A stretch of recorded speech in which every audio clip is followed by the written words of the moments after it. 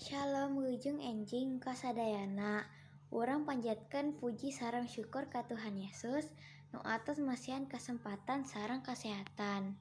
Nu mana urang tiasa patepang rarai di acara ieu. Ibu Bapak Guru anu dipika hormat sareng rerencangan anu dipika cinta. Para wargi anu dipika hormat ku simkuring tina waktos. Teu abdi bade ngadugikeun pentingnya urang ngejaga kesehatan kanggo hidup urang sadayana. Urang sadaya wajib ngajaga kesehatan sareng kebersihan lingkungan. Teras urang teh kedah ngalaksanakeun hirup sadidinten jeung cara anu sehat.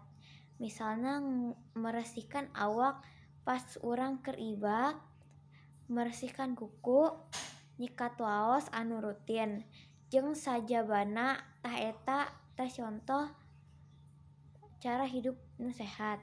Contoh anu sanesna urang kedah micen runta di tempatna, teu keunging sembarangan.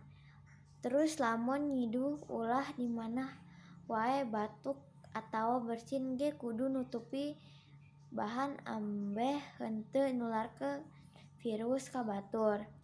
Urang teh kedah mika cinta kanu kabersihan diri urang. Sangkan hate urang ge cuci jeung bersih lamun urang hoyong janten jalmi anu jak-jak waringkas. Urang kedah soson meresihkan diri urang sorangan tina segala kotor nu aya, bade eta kotor jasmani atanapi kotor rohani.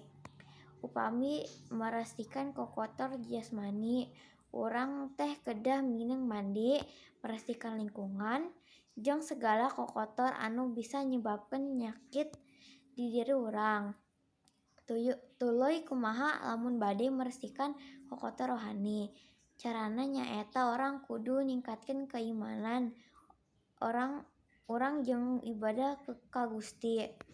Ngan anu kudu diinget teh, sehat lain saukur bersih hungkul. Tapi urang kedah ngagerakeun jasmani urang nu matak ngajangjangkeun diri urang. Misal urang rajin olahraga. Hadirin sadayana, cekap sakitu pidato tentang kesehatan ieu hatur nuhun kana perhastosanana. Shalom.